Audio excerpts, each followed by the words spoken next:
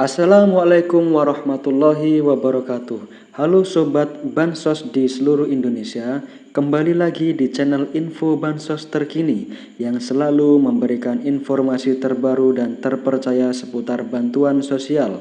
Semoga teman-teman semua dalam keadaan sehat dan lancar rezekinya. Amin ya robbal alamin. Di kesempatan kali ini, kita akan membahas informasi yang sangat penting dan paling ditunggu-tunggu oleh para KPM, yaitu terkait cek saldo Kartu Keluarga Sejahtera atau KKS. Update terbaru cek saldo KKS hari ini, simak baik-baik ya. Ya, langsung saja untuk cek saldo hari ini di tahap 2 di bulan Juni. Kabar gembira, ada saldo masuk sebesar Rp600.000 dan ada lagi juga masuk dana PKH-nya Rp1.800.000. Jadi cek saldo pada hari ini terpantau ada dana masuk ya. Untuk para KPM yang belum mencairkan di tahap 2 untuk segera mencairkannya. Selanjutnya saya ucapkan selamat kepada para KPM yang sudah menerima dan mendapatkan bansos PKH dan BPNT. Ya, perlu diketahui bersama bahwasanya PKH BPNT telah cair di tahap 2 ini, telah cair serentak di beberapa bank himbara. Maka dari itu untuk para KPM agar kiranya untuk mengecek saldo Anda di kartu KKS agar supaya saldo ini tidak hangus dan dikembalikan ke kas negara. Ya, dikabarkan lagi bahwasanya tahap 2 sudah cair serentak baik PKH maupun BPNT. Untuk bansos di tahap kedua ini pemerintah kembali menyalurkan untuk di tahap kedua ini, Kemensos menyalurkan program yang cair meliputi program Keluarga Harapan PKH dan bantuan pangan non-tunai BPNT. Keluarga penerima manfaat KPM kini dapat mengecek status pencairan secara online hanya dengan NIK dan KTP sesuai dengan data yang tertera di KTP Anda, sehingga lebih praktis tanpa perlu datang ke kantor desa atau kelurahan. Silakan saja klik website kemensos.go.id atau lewat juga bisa di aplikasi Jen Bansos. Jangan termakan informasi hoax di luar sana, pastikan Anda memperoleh informasi yang valid dan terpercaya tentang pencairan bansos di semua tahapan. Dan sekali lagi, penerima bansos juga diingatkan agar tidak terlalu lama memberikan saldo bantuan mengendap di rekening. Pemerintah memberikan batas waktu transaksi hingga 30 hari sejak bantuan masuk ke rekening penerima. Karena itu masyarakat yang sudah menerima saldo bansos diminta segera mencarikan bantuan agar tidak terkendala pada proses berikutnya. Menuju bansos yang berlanjut di 2026, pemerintah memastikan bahwa bantuan yang bersifat fundamental dan struktural akan tetap berjalan. Ini adalah jaring pengaman utama bagi masyarakat rentan. Program bantuan yang akan cair di 2026 diantaranya itu yang pertama, program Keluarga Harapan PKH.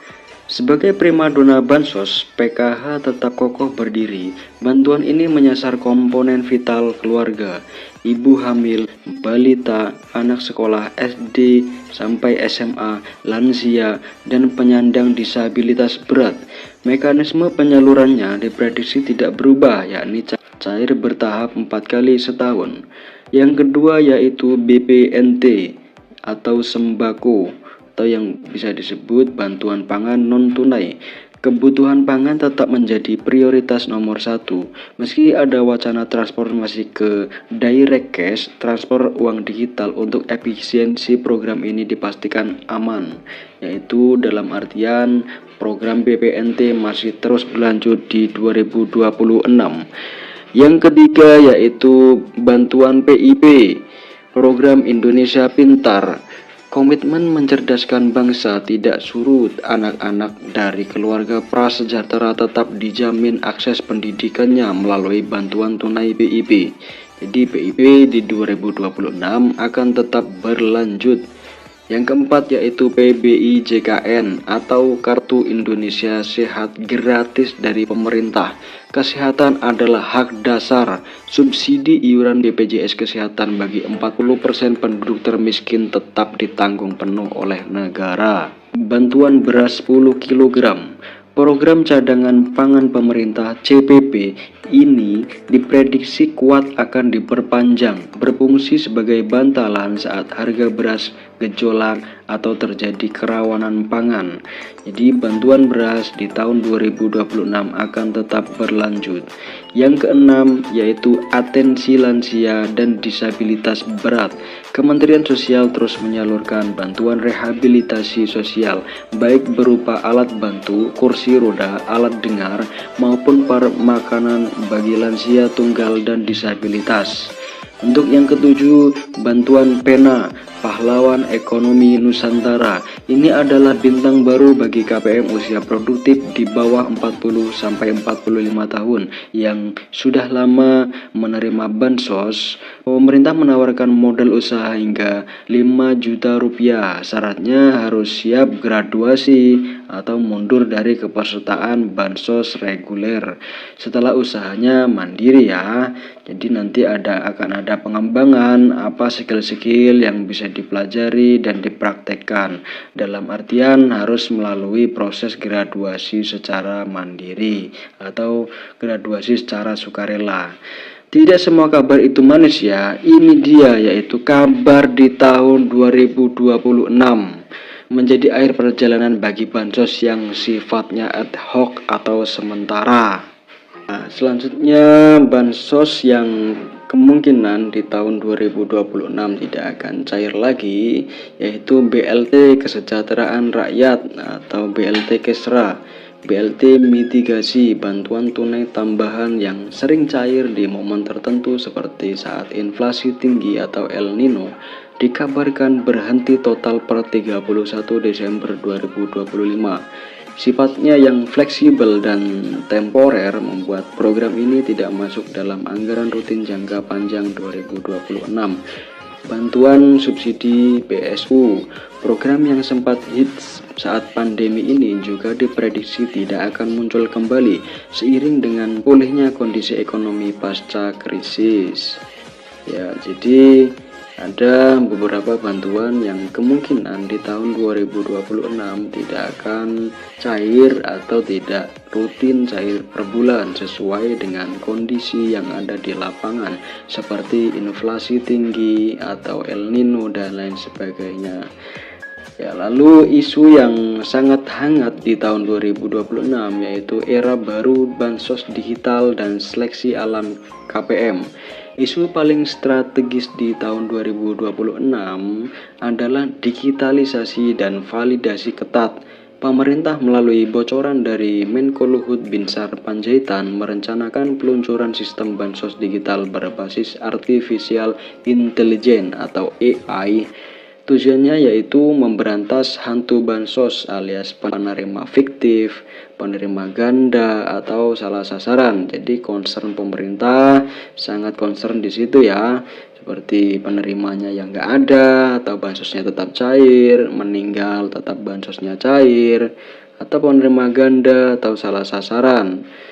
Itu pasti menjadi concern agar efisiensi menggunakan artificial intelligence.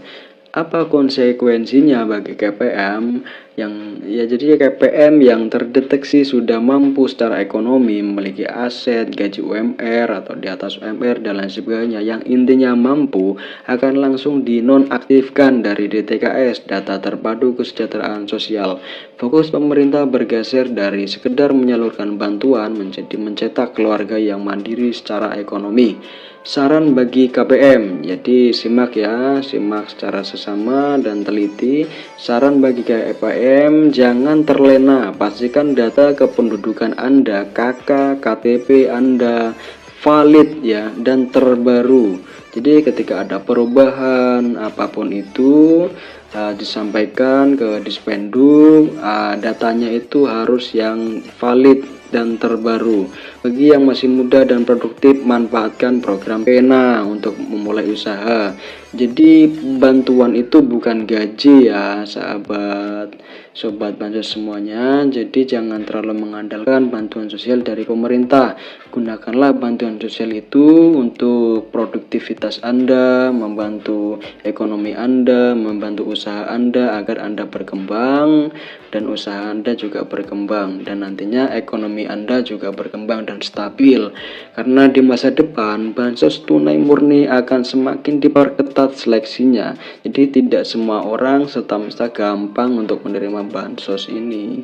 Ya, mungkin itu saja pembahasan dari saya. Jika pembahasan saya kurang jelas atau sobat semua ada pertanyaan yang seputar bansos, saya selalu terbuka. Ya mungkin itu saja dari saya. Kurang lebihnya mohon maaf apabila ada kata-kata yang kurang berkenan.